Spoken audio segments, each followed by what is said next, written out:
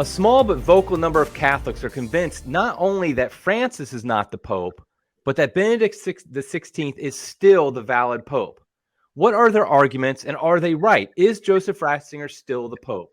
We're going to talk about that today on Crisis Point. Hello, I'm Eric Sammons, your host and the editor-in-chief of Crisis Magazine. Before we get started, I encourage you to like and subscribe to the channel. Let other people know about it. Help grow the channel. I really appreciate it if you do that. It really does help bump us up in the algorithms, the magic algorithms of YouTube and other podcast platforms if you subscribe to the channel and like this episode. Also, you can follow Crisis Media on the various social media channels, Twitter, Getter, Gab, MeWe, Facebook, all of them. Usually it's just at Crisis Mag is the best way to find us. So today our guest is Stephen O'Reilly. He is a former intelligence officer. He's a graduate of the University of Dallas and the Georgia Institute of Technology. He's had articles published in the old This Rock Catholic Answers magazine, 1 Peter 5 and LifeSite News. He is the founder of the Roma Locuta Est blog, which provides commentary on topics related to Catholic current events and apologetics. And he's also the author of an upcoming book called Valid, The Resignation of Pope Benedict XVI, which is expected to be out in August. And that's really what we're going to talk about today. So welcome to the program, Steve. Thanks, Eric. Thanks for having me. Okay, so before we get started, currently, let's just say what the situation is, how odd it is. Currently, there are two men living in the Vatican, each wearing white papal robes, each being called Your Holiness, and each maintaining the title in some form of Pope. Obviously, this is a confusing imagery at the very least. And so a lot of people are asking the question, is Francis really the Pope? And online, this is probably a lot more vocal, a lot more strong than you would get in a regular parish. Like, I don't think there's much discussion at your regular Catholic parish about whether or not Francis or Benedict is the Pope. But if you go online, Catholic Twitter or wherever, you see there's a lot of people arguing, or it seems like a lot of people, they're at least very vocal. And to be honest, that Benedict is still the Pope. And to be honest, it is a confusing situation. And I do think there are a lot of sincere and well-meaning Catholics who are honestly unsure about the status of Francis and about whether or not Benedict is still the Pope. Now, those who don't think that Francis is the Pope, they generally fall into two categories.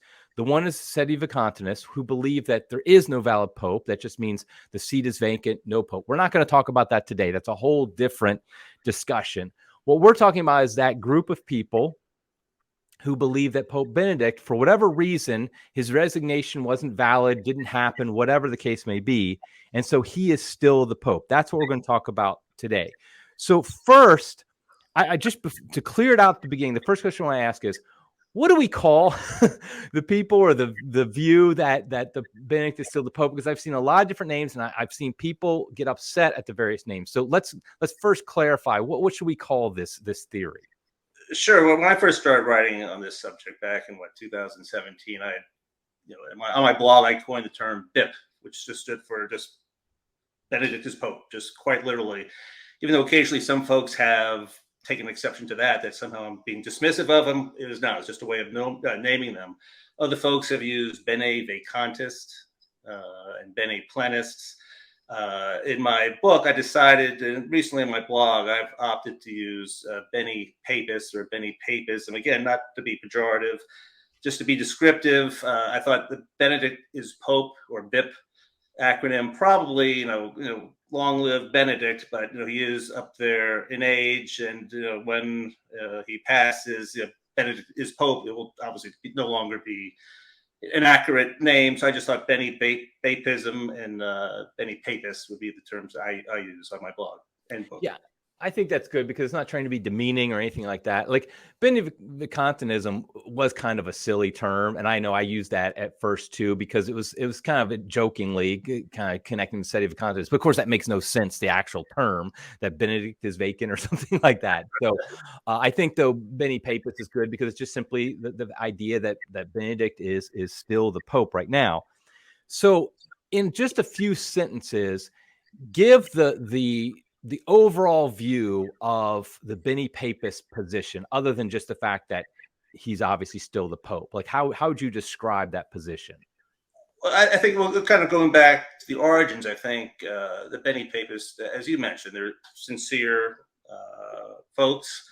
Like I think many Catholics, traditional Catholics, conservative Catholics, they've looked at the course of this papacy almost from its very beginning and all the kind of odd things that have happened. You know, we can go to 2016 Amoris Laetitia. There's Pachamama and on the Scalfari interviews and so many other things. You kind of lose track, and so there you have this situation where people wonder, how could a pope do this? How could a true pope do this? And so folks have kind of cast about looking for theories. I mean, obviously you have things like the open letter, which accused Francis of the delict of heresy. So some folks might say Francis was a true pope, but then maybe he fell, or maybe he's just a material error, or maybe he might even be a heretic and we can't do anything about it. But the Benny Papist view is that they look back at the original documents of the resignation and some of the oddities, say around like the Gallon Mafia. You know, did they somehow force Benedict out? Was there something wrong with his actual resignation statement? And then they've kind of looked at that overall situation and have determined that his resignation was invalid. So therefore, if you can say Benedict's resignation is invalid, he's still Pope. And if he's still Pope, obviously Francis is not. Problem solved, and we can kind of forget about things like Amoris Laetitia and all that. Just have to kind of wait for the rest of the church to catch up to us or to them. That's kind of like how I think it kind of originated, and we can obviously go into some of the documents and some of the specific theories that they have. Right. And before we do that, so it sounds to me, though, I mean, and this is how it appears to me as well, is that we have a problem. And I think a lot of Catholics, good Catholics, do acknowledge the problem. And that is Francis is doing things that a pope probably shouldn't be doing, or at least is scandalous. And so like, there's our problem. So what is the solution? And I think there's a lot of different answers that people have come up with. One is sedevacantism, that Francis isn't the pope and there is no pope. Either he wasn't never a pope, and neither was Benedict or JP2 or Paul VI, going all the way back to maybe Pius XII, or that he was elected validly pope and then he fell through heresy, some public heresy that they determined. So that's one idea. Another idea is kind of the view that I think a lot of people watching this and myself, I hold, is that he is a true pope, but yes, these are problematic elements. They don't invalidate his papacy, but they do show, like in the past where popes have done things that are bad, he's a pope that's done things that are bad. Others have just tried to gloss over it, saying, oh, it's not really that bad.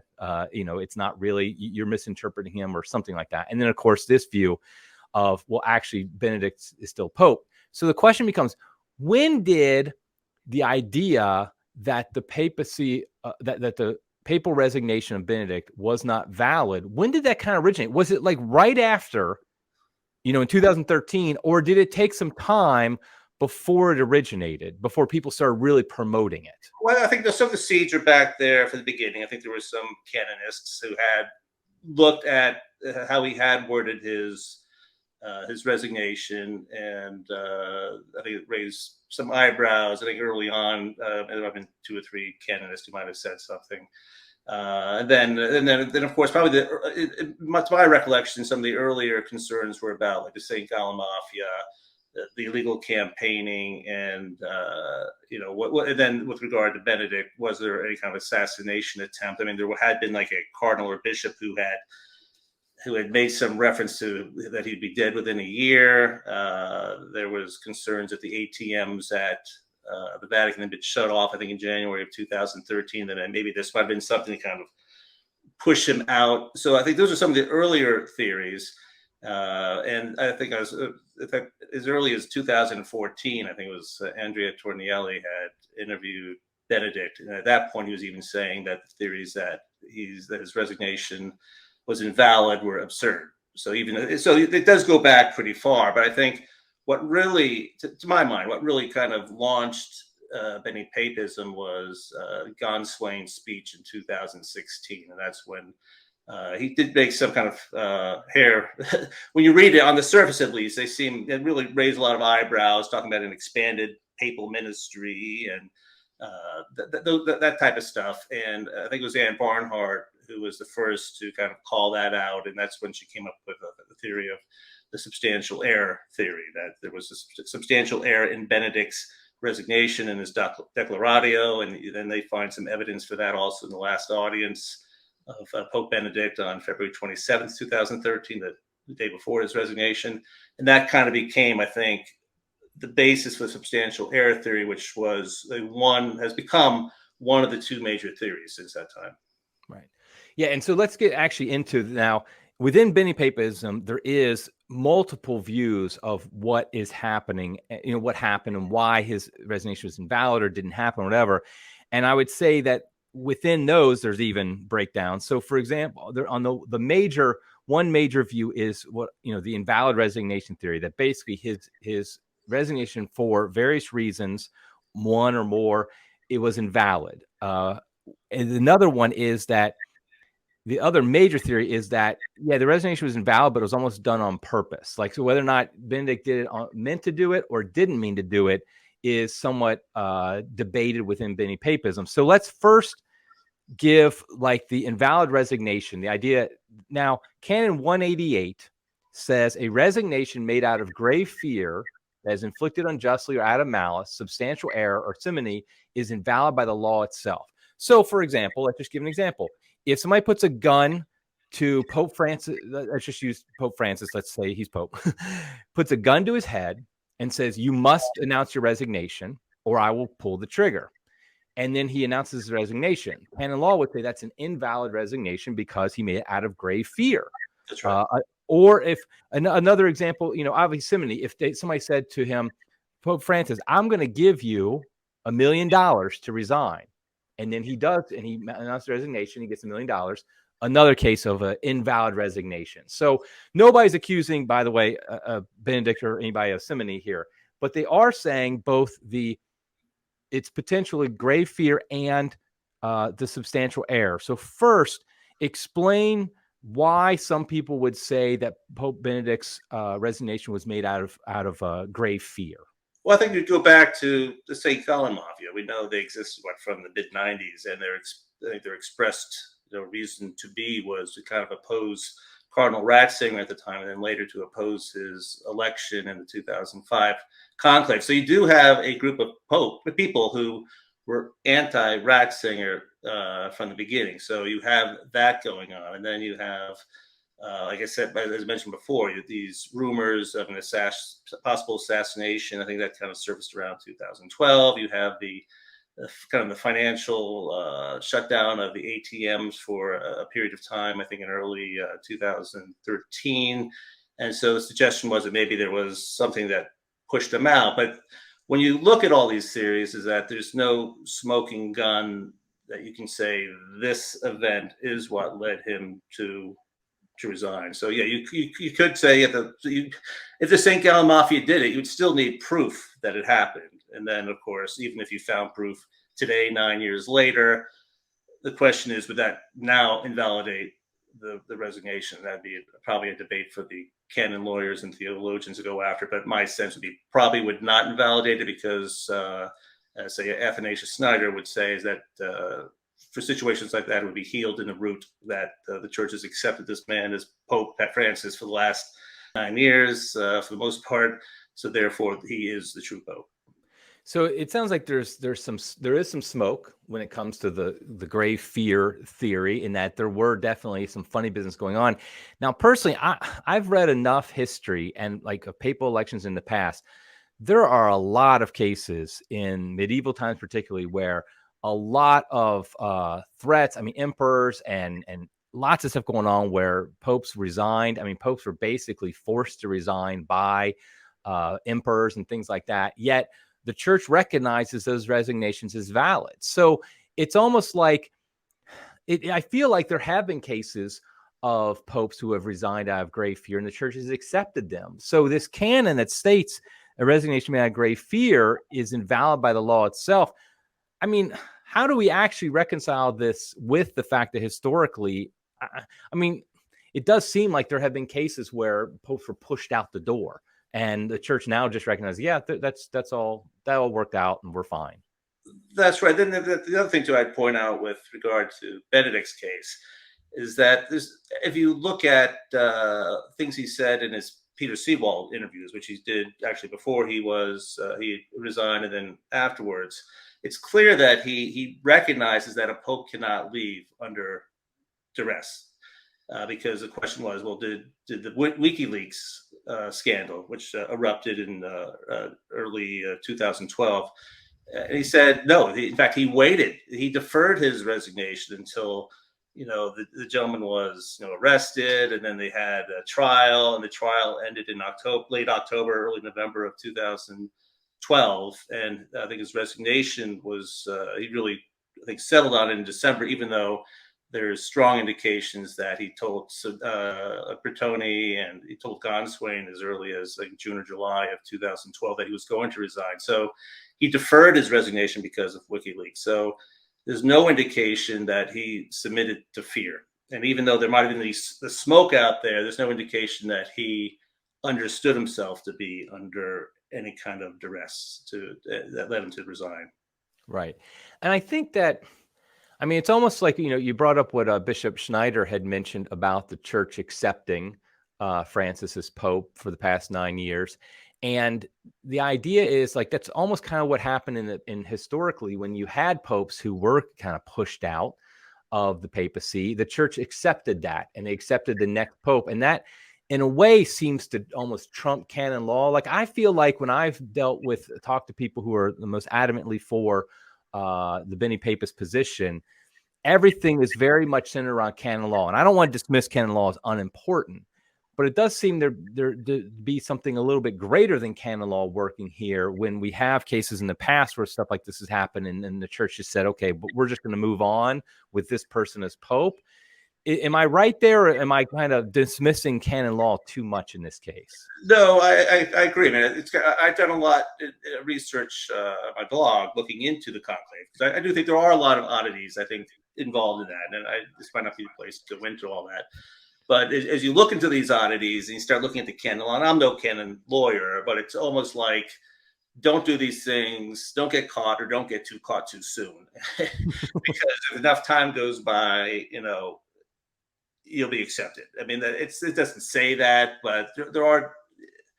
I think the canon law is not intended there to create like a legal case to knock down a papacy 9 years later.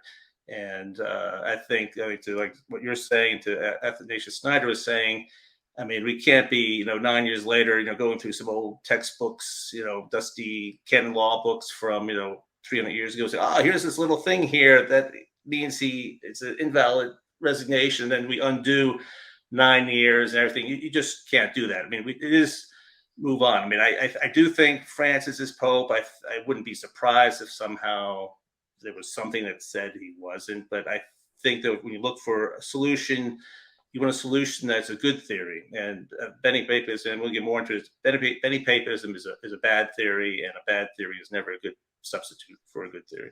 Right. Okay, so let's move on from the fear motive to the one that's probably the more substantial, and that is that his resignation was includes substantial error, and that's part of the canon 188 that says if it's made out of substantial error.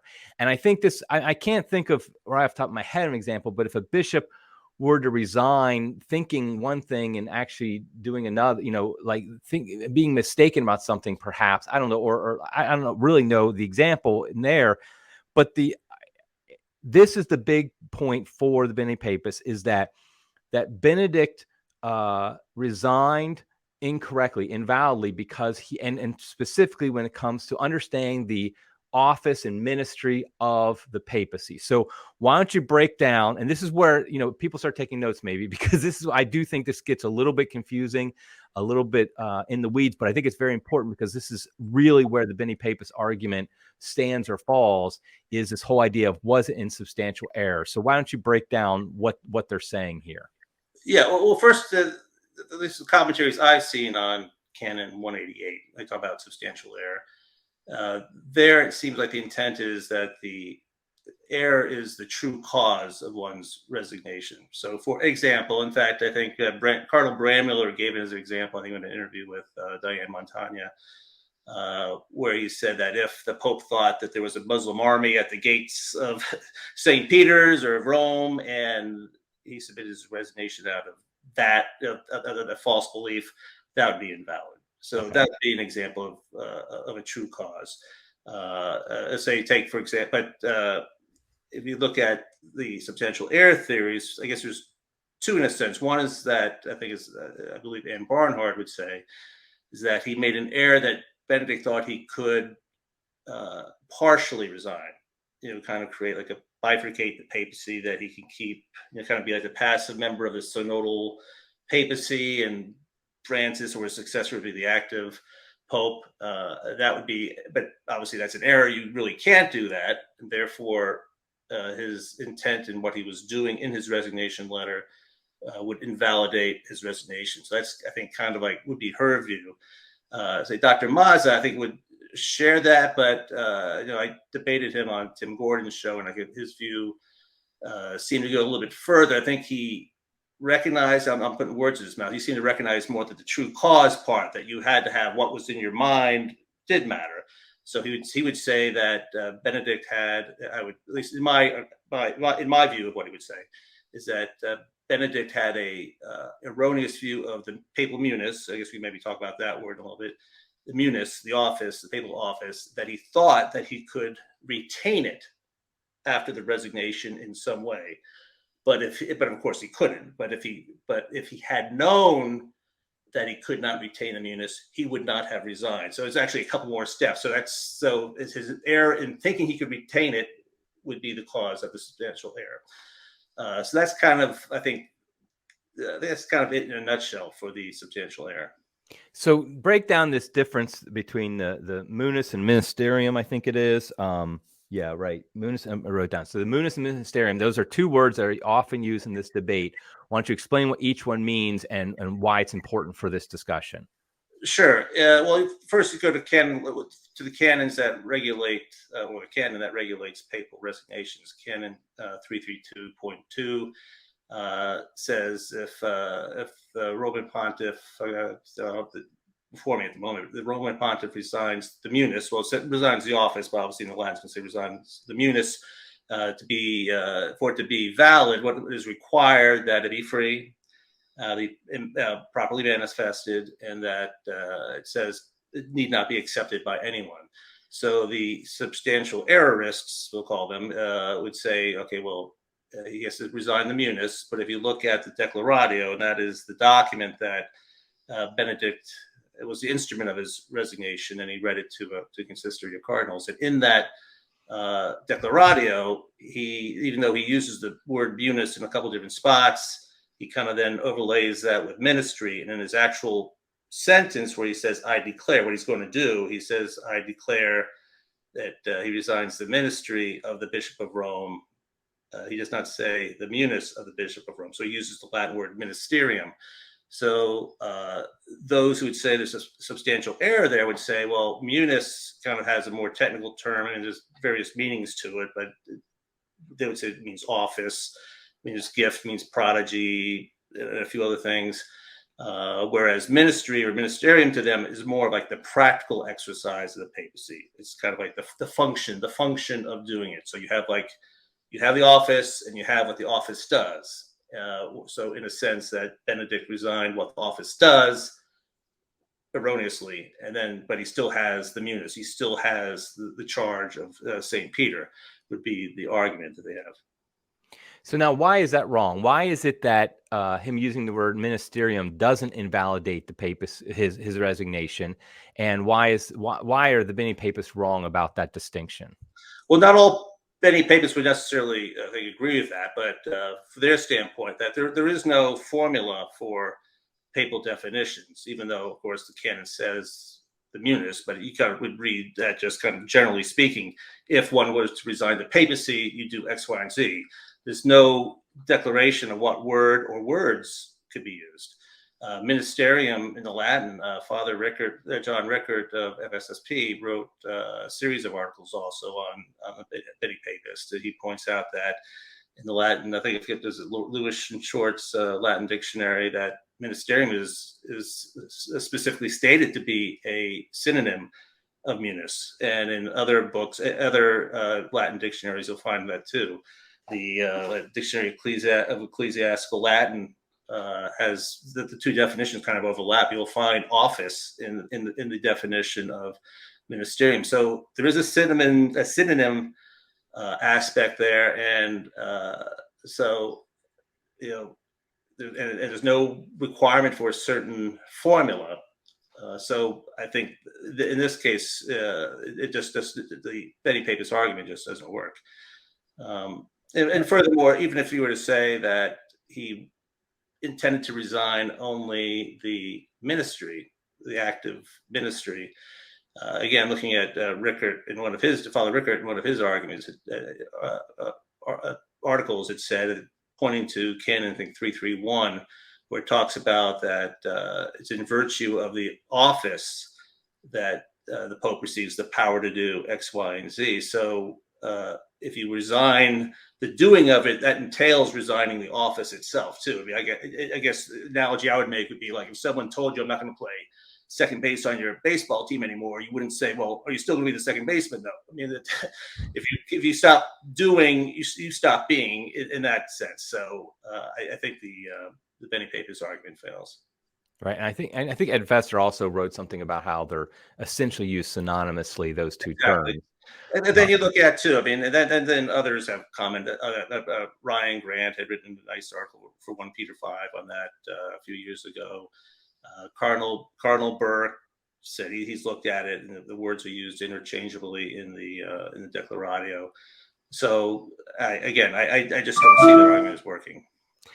Now, that being said, though, why is it that Benedict Ratzinger, he still wears the white papal robes? He still is called Your Holiness. He calls himself Pope Emeritus, which is a term that I don't think was ever used before. He still is at the Vatican.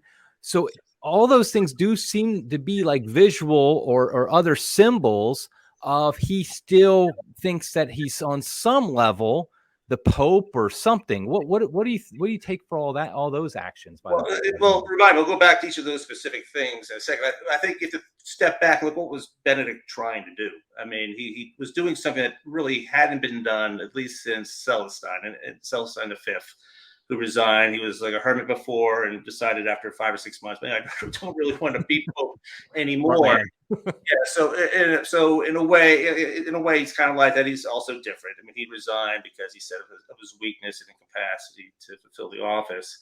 And I think what he wanted to do, especially after having seen John Paul's legacy and his waning years as a pope, where he's just debilitated for the last several years, and probably people making decisions around him. So he thought he would resign and kind of make it an attractive option for a future pope, kind of be a trailblazer in the way he couldn't do the job anymore, and he wanted to kind of give it some structure that wasn't there. So he gave it a title, Pope Emeritus, and kind of created the style of dress. And we can go with those specifically in a minute. And so I think that's what he's trying to get at. And I think Gonswain in his speech talks about this being a courageous act that strengthened the papacy. And how does it strengthen it? Then the Benny Papists would look at that and say, aha, that means he's still Pope. No, I think what Gonswain meant is that by recognizing his own weakness and leaving, he allowed a stronger, younger, more energetic Pope to come in and kind of revitalize the office, instead of having the church languish for a few years when you have a sickly or ill Pope. So I think that was Benedict's intent. Now, I'm not saying I agree with it. I think that's what he set out to do. Now, in terms, and then like I said, the visuals are certainly not good. But let's take them, one at a time. Pope Emeritus, it is the first time that word or title was used, and Bramuller kind of went after Benedict for that, and that kind of led to a series of letter exchanges between them. And in it, Benedict said, well, because in an interview, Bramuller had said there'd never been this before, but Benedict had said, well, there are other resigned popes. What were they? Essentially, if not Pope Emeritus. So he's essentially saying they were, in fact, what I am now in name. So he's just saying that the word didn't exist or wasn't applied back then for that, but the reality was there, and Pope Emeritus is just giving it a name. And if you look at why he chose emeritus, now, I mean, I know his thought process there, but if you look at canon law, canon 185 talks about, if someone loses an office due to resignation, they can use his honorific title emeritus. And Benedict lost his office. Now, of course, again, be clear that canon did not apply to the Pope, because it specifically talks about resignations that need not be or have to be accepted, which does not belong to the Pope. But at least the analogy was there for Benedict to look at, using emeritus, loss of office, use of emeritus. So I think that's where that came from. Wearing of the white, though, again, this is something that Benny Papist will look at and say, aha, he's still Pope. He thinks he's still Pope. He's wearing white. But what they don't look at is that he's changed some things, too. He doesn't wear the mazzetta. No, that's a symbol of authority. He doesn't wear the red shoes. That was a symbol of authority. He no longer wears the fisherman's ring. I mean, Godswing talked about in his speech. He saw him take it off. So those things go on. And, of course, your holiness, again, confusing, admittedly. But I mean, we refer to, presidents, former presidents, as Mr. President. People might know a friend who served in the military. You still call him Colonel, though, or General. He hasn't been for quite a number of years. And so I think that's what's going on there. And again, I think in Benedict's mind, he was just trying to give some framework, make it a little more attractive. So a man considering resigning the papacy, if he didn't think, oh, some pope's going to lock me away in some cold, hermitage in the mountains somewhere in a cave, when you could live in the Vatican and have some comfort and be able to entertain people.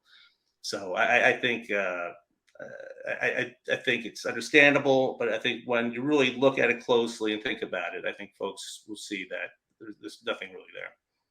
Yeah, it's an interesting thing, because I was a huge fan of Joseph Ratzinger's writings. When I studied in the 90s theology, that was my favorite theologian, and I've read just about everything he wrote at least that had an English translation. I don't read German. And I followed him. When he was elected Pope in 2005, I literally jumped up and screamed. I mean, I was like a little schoolgirl. I was so excited because I loved him so much. But there is the truth is, in this I've kind of seen over the years, is he's brilliant. First of all, I mean, I don't think anybody denies that the man is a brilliant man, but he does have some kind of funny, like kind of loosey-goosey theology at times. And if you look back at all his writings, he's definitely got influenced by some of the more modern theology, and he had the reputation as being this super traditionalist. He never was. And so I think what you're saying is correct in his decisions to make these, wear the white, the Pope Emeritus, like that. It's his effort to try to understand, to live out something that is not unique, because there have been papal resignations before, but almost in practice unique, because we've never had a situation where Pope resigned and it's a worldwide office that everybody is looking at all times. Right. And personally, I think, and also, like, so for example, if he goes back to being cardinal, let's say if he did that, does that mean he can go in the conclave? And, and does that mean, and that would be weird if a former Pope was affecting the election of the next Pope. Does he go, but if he's elected, if he was named cardinal, can he actually lose that? Does he go back to being a bishop? Because you can't lose being a bishop. That everybody agrees. Once you're a bishop, you're always a bishop. And it seems to me that the smart thing to do for Benedict would have been to go back to being called Ratzinger, go live in a hermitage somewhere in the cold mountains or whatever. It doesn't have to be like, totally ascetic. He's an old guy and stuff. But I think that would have led to a lot less confusion, because it does lead to confusion. But I would say that, like just use the Pope Emeritus title as an example. Ed Fester brought this up, and I think others brought it up. The whole point of the title Emeritus means you're not that anymore. That's right. If I'm a professor emeritus, I'm not a practicing professor anymore. That's the whole point of the title Emeritus, is that you're not that anymore. Like a bishop emeritus, he's no longer the bishop of that diocese. I mean, that's the whole point. He no longer has that office as the bishop of that diocese. And so it seemed, I mean, Pope Emeritus title, actually, I think it's problematic, but at the same time, it does actually say I'm not Pope anymore when you say I'm Pope Emeritus. I mean, that makes sense, right? I agree. And that's, again, going back to the Canon 185. Again, it doesn't apply to the Pope, but as an analogy, it talks about the loss of office due to resignation, and that's Benedict's case. And so, right there, the definition of emeritus, signifies I've lost this office. And as the example of the professor emeritus, or someone who has given up the office, I think is quite clear. So I don't see that when someone really takes the time to look at that and think about it. Hopefully they'll see that it's not ultimately a problem. But visually, and certainly to the ear, it is problematic. If you imagine Francis resigning, I think if I were a Pope, you're not staying on Vatican. I'm sending you to the peripheries, somewhere out to the Amazon jungle, with no phone or anything. We're not going to see or hear from him again. And I think that's for the best. It doesn't help having Francis bring cardinals to see Benedict, because it just leads to confusion. And some of the Benedict papists were saying, well, he's doing that because he's trying to give him his Benedict blessing on them. It is confusing. Right. Now, there's another. So we've mostly been talking about people who says resignation is invalid almost by accident. He was too, he was being a little too cute with how he did things, talking about the contemplative active life, the munis and ministerium, stuff like that. But there are some who say that this was intentional, that in a sense he knew this was not really possible, or at least he knows he's Pope right now. And what is the basic, like, how is that different from what we've been talking about so far? And what's the basic argument? Like, what's the whole point of this? Why did Benedict do this on purpose to retain the papacy, but not retain it somehow? It is, to me, this is the strangest of the two theories. I mean, the substantial error theory, at least they suggest that, Benedict had these strange theories about the papacy, and they try to point to certain documents in his past or other documents.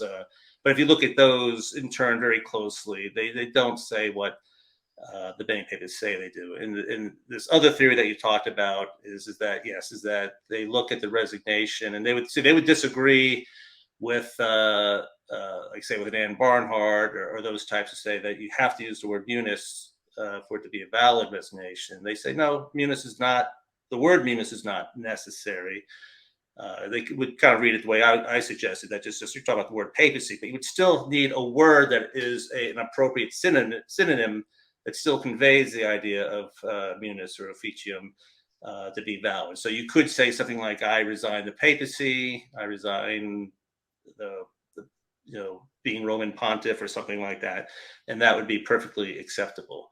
But he didn't do that, so they would say that he resigned the ministry, he resigned the functioning of the papacy. So it wasn't an error that he. But since there is no juridical situation for that in canon law to do that, it's really kind of a meaningless act when you think about it. He kind of resigned doing it de facto. There's no legal component to this, and so why would he do that? Well, one, it allows him to keep the munis, keep being Pope, and that's the point. I think they would say is that he resigned the kind of the doing, remain being the Pope, because his plan is that he saw how bad the church was, that people were kind of the modernist cardinals and bishops are out to seize the papacy and the church, and therefore by kind of retaining this kind of faux resignation, he's able to kind of protect the papacy and kind of keep it from the enemy. I think that's kind of, their idea in a nutshell. But the problem with that, of course, is that, okay, then essentially, though, Benedict's been lying to the world. I mean, he hasn't been a true pastor. He's supposed to be the pastor of what, 1 billion souls. So if you accept the thesis that Benedict's a true pope, that does mean that Francis is an anti-pope, and then you have to say, okay, well, this anti-pope's doing all these evil things and leading people astray. How could Benedict justify doing that? That'd be kind of, gravely sinful to do that, to let the Lord's sheep to be ravaged by the wolves in such a manner. So that's kind of, I think, the downfall of that theory. So I just don't see that theory as workable in any way. And what is their, like, the people who advocate for that? What do they think is Benedict's endgame? Obviously, I think he's 93 or something like that. He's obviously going to die before too long, I would think, and before or after Francis. What happens then when he dies? What do they argue for an endgame here? I don't think I don't think that they may. I don't want to be dismissive of it. Maybe they do. There is a new book that just came out. Andrea Cianci, who's an Italian journalist, just wrote a book called The Ratzinger Code, which is now the Ratzinger Code kind of goes hand in hand with this master plan theory. They call it Plan B, is kind of like the coined term for that. This is Benedict's Plan B to kind of hold on to the papacy, keep from the bad guys. And he has a code that he kind of communicates what's really going on to those who kind of know the code, how to interpret words that he does say in public or to explain them away. That's called the Ratzinger Code. Cianci recently wrote a book called The Ratzinger Code. It just came out. It's in Italian. I'm trying to get a copy of it. But I'm sorry, what was your question? So, but I think I don't know. Is there an end game? There may be an end game in that. I don't think. I've looked through his writings, and I may have missed it. I don't think there necessarily is an end game. And how about for any? I mean, I know, like Anne Barnhart, for example, she basically. Okay, let me take the step back for a second. It seems to me that we talked about at the beginning that there was a problem, and that's Francis, and so here's a potential solution. But if nothing else, it seems like this solution is far, far worse than the actual problem we have. And I will give Anne Barnhart credit. She kind of admits this, that Benedict is a terrible person, for screwing all this up. But it does seem like if Benedict, so if Benedict accidentally screwed up, he's one of the biggest idiots ever to hold the papal office. And he didn't. And so that's a problem. And or if he did it on purpose, that seems to make him incredibly evil. Because, like you just said, he's the actual pastor of a billion souls, yet he's letting some other guy run things, and people think he's the Pope when he's really not the Pope. I mean, that seems incredibly evil. But it doesn't seem to solve. It seems to create more problems than it solves, because now we don't have a situation where we can just somehow dismiss everything Francis has done somehow, but it's not so easy. Because we have bishops who are named, we have cardinals, we have all this stuff. How do you ever clean this up outside of a completely divine type of intervention, miraculous intervention, which that's not how God normally works. I mean, that's just not, if you look at the history of church, that's not what he does. How do you clean all this up? Doesn't it seem like this is a far worse problem than it's trying to solve? Yeah, I mean, basically with the substantial error theory, I mean, it was set out as a theory to kind of how to have a solution for one heretical pope, but you've created another heretical pope. You've created basically a heretic in Benedict, who had all these papal errors. And my question would be, if he so misunderstood the papacy that he can't resign it, how could he have accepted it? How could he validly accepted it? But it's kind of funny. You point that out, is that the Plan B theory folks who say that they would say, of course, he's not evil, but they kind of view him as like a strategic genius. In fact, it's some of the words he uses. It's a strategic ruse, a strategic retreat that he engaged in. So your two choices, though, really, if you're a Betty Papist, those are the two main theories: is either you believe Benedict is a strategic genius, or he's a theological fool. That's kind of it. And the kind of the fun, amusing thing is that the two sides that over the last 2 months or so, 2-3 months, have started to go at each other. It's kind of funny because some of the articles that the Plan B people would say are probably things I could write or I have written, or some of the articles, types of arguments I've made against, say, like the Anne Barnhart theory. And of course, Anne Barnhart and Mark Doherty and others on their side kind of look at the Plan B people and say, well, your stuff is absurd. They're each calling each other's stuff absurd. And you end up is that the reality is, if you take kind of like those two halves of their arguments and put them together, you have an excellent argument against Benny Papism. but hopefully maybe some Benny Papists will actually read that. I have an article on my site talking about that very fact, is that they make some valid points against the other. And if you put that together, maybe one day some folks will realize that this thing ultimately is, not a valid theory. Right. And I'll make sure I link to your blog, by the way, on the show notes so everybody can find it easily.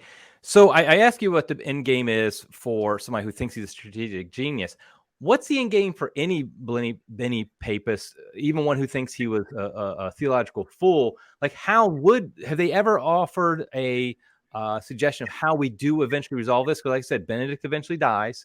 Do they think Benedict's going to take over before he dies over Francis? If Francis dies, I mean, how do they see the eventual resolution? Is it just a divine intervention? Again, I don't want to misrepresent their views. I have not seen that type of detail in their writings. It might be there, but I think in terms of endgame, what is practically there is, I think back in November, I believe it was, of 2011, a group of Benny Papists published a declaration.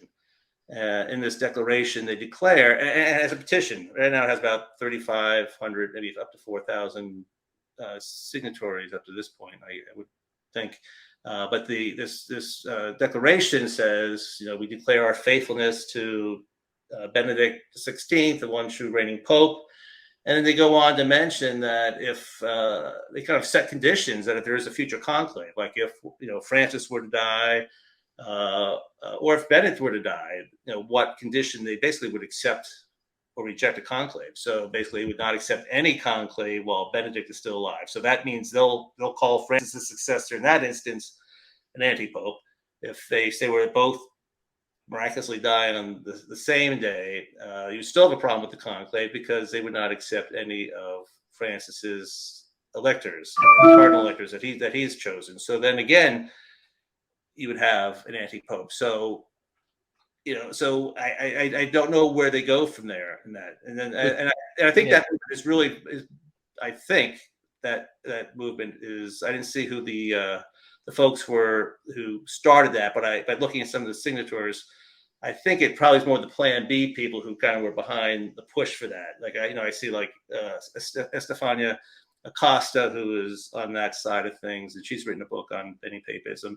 She's like the first signee of that thing. So I think they're doing that. I haven't seen Barnhart or some of the other names in the U.S. on that list. So I don't know if they're supportive of that initiative or not. But I think that at least one segment of Benny Papism is basically going down that route, and that's going to be being sedi vacantis once Benedict and or both the popes die.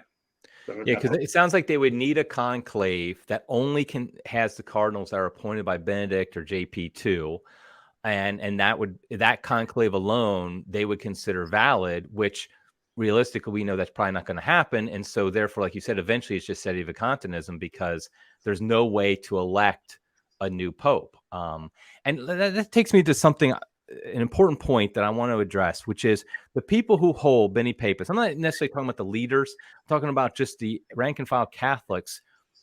Like, how it would, are they I mean, I'm going to ask you a question I know you can't really answer, but I want you to at least kind of talk about is, are they in schism? Are they jeopardizing their salvation? Like, how serious is it for your rank and file Catholic to kind of think, I think Benedict's actually the Pope, not Francis. Why does this matter, in other words? Well, I'm hesitant to do that because I'm not a pastor of souls. I mean, I would counsel anyone, don't be chasing, don't follow a theory until you have to, until the contingencies of the moment kind of force you to make a choice. No one has to make any choices right now. To be so committed to some of these theories, kind of wait and see. I mean, there are no active ordinaries or cardinals who are supporting any variety of Benny Papism. So you're really out there on a limb following this. I can understand. I think. I mean, I can't. I don't know how the Lord looks at it all this time. I would hope. That. I mean, clearly there's reason to question what the heck's going on, and so in that sense, it's certainly natural. And I think you have to kind of trying to rein yourself in, not to let yourself go too far. You got to wait for evidence. And when I first started looking at Benny Papism, I was kind of hoping it was true. Yeah. So on my blog, I've looked at certainly back to the 2017 period, looked at some oddities about Francis or the conclave, and a lot of stuff in the conclave since then. But back in 2017, I'd written an article, did some research, actually suggested to me by a Jesuit or Jesuit sources, that looking at the Jesuit vow thing, obviously Francis was a Jesuit, and amongst their vows is a vow that they would not accept, election or higher office, and that type of thing. So I kind of looked into that, did a lot of research, kind of an interesting subject. I mean, I didn't come to a conclusion that yes, this is true, because it wasn't for me to do. And I think the important thing to keep in mind when we look at these theories is that we have to kind of think along with the church. The church has authority, the bishops and the cardinals, and obviously together with the Pope, to come to judgments on these matters. And even though we might try to wonder what's going on with Francis, which is normal, have our own theological opinions about where he is on some of these things, ultimately it's going to have to be a future Pope or Pope and councils to kind of look at the papacy, the last 9 years or so, or however many more are yet to come, and come to a judgment onto what actually happened. And unfortunately, I think with at least what can happen with Benny Papism right now is that they're coming to a decision point. And that, again, like we talked about, that declaration, I mean, on both sides of whether the folks have signed the declaration or not, there's lots on the substantial error side, like Anne Barnhart just saying Francis is definitely an anti-pope. So, I mean, the logic of that conclusion is not going to lead you to a place. I mean, you end up being in that camp of saying any future pope, with Francis's electors or whatever, in certain circumstances, you're going to be a sede vacantis. They always say, well, we're not sede vacantists. Well, you will be. You're not yet. You can give it a few years. I mean, they say Francis might be gone in a year. I don't know if I buy that, but I saw an article, I think this morning or last night, that Gonswain saying that Benedicts talking very low now. So who knows how much longer we have. So so back to your question, though, I think you can't be separated from the Roman Pontiff. That's just Catholic theology is Catholic, the canon, it's teaching. And so you got to just go with what appears to be the case. Francis went through a conclave. There haven't been any formal objections ever made. He's been Pope for 9 years. So certainly from all outward appearances, processes, and procedures, he's Pope. And that's just kind of common sense. And to kind of be looking through old Ratzinger things he wrote 50 years ago and saying, this and that thing and this, I think is not going to put you in a good place in a few years. I suggest to people, prayer, prudence, and patience. Wait. We got to wait and see. It's not for us, ultimately, laity, to decide this. I mean, God, if the bishops and cardinals don't get it right next time, I think God will certainly step in at some point. Right. And I think, personally, I don't want to demean the sincerity or the intentions or anything like that of those who hold the Benny Papist arguments. I know online it can get a little bit rough because there are some Benny Papist advocates online who are just very uncharitable, very aggressive, and just not people you want to be around. But that's not what we're talking about here. We're talking about just the regular person. And I personally do think it is very spiritually dangerous to go wholehearted, to really accept the Benny Papist view, because I think it has a certain Gnostic quality to it, that we have this certain knowledge that's not available to most, and we had to dig through all this to find it, and then we got it. And so we have a kind of a knowledge that the average Catholic does not have, and that puts us kind of aside from them in a sense that we have the truth, and your normal Catholic does not have the truth. But the fact is, Catholicism is almost the diametrical opposite, that revelation is public, the church is visible, and that we can know certain things with a certainty because we trust the visible church. And the fact is that the visible church, meaning all the bishops, essentially all the bishops, all the active bishops, all the cardinals, they accept Francis as Pope. And if in a billion-member Catholic Church, I would say it's probably 99.99% that accept Francis as Pope. Now, that doesn't mean we're a democracy. That's not what we're saying. What we're saying, though, is that this is how God lets us know what's going on, is that we have this visible church we can all see. We can point to who the Holy Father is. We can say, that guy right there, he's the Pope. If we can't say that, we really get in a spiritually dangerous place, because we're veering away from some of the fundamentals of the incarnational nature of Catholicism. And I think ultimately another reason it's spiritually dangerous is because, like we've said, where does it go? It will lead to sedative incontinentism, and it will lead you eventually into schism with the actual Catholic Church. I mean, I think you can make an argument, maybe even somebody who really thinks Benedict is Pope, especially if a priest uses the name Benedict in the Mass, that itself is an act of schism, because that's how we know who you're in union with, is the Pope you mentioned and the bishop you mentioned. So I do think there's a lot of danger. And like you said, I think it's like, yes, we can acknowledge that there's lots of problems with Pope Francis. We can acknowledge that freely. And we can even say, maybe one day a future pope or a council or something will declare that Francis's papacy was, I don't know, invalid, null, something, whatever. You can even think that.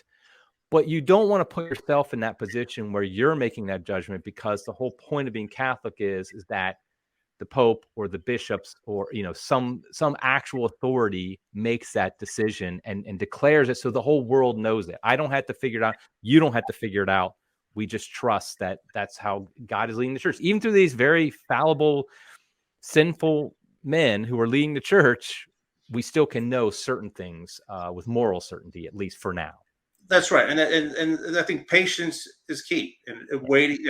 The church is 2,000 years old. You don't expect an instant answer tomorrow. I guess that's kind of the appeal to many papists. I got my solution now. But you look at church history. I mean, your church history. Look at something like Pope Honorius, right? I mean, he was ultimately, essentially, I guess Leo II basically condemned him for being a favor of heresy, I guess is what the conclusion is of time. But there had been 40 years between the death of Honorius and until Leo II, and the Council of the Sixth Ecumenical Council condemned Honorius. Look at John the 22nd. It took a few years even after his death before Boniface VIII, kind of clarified matters on the beatific vision.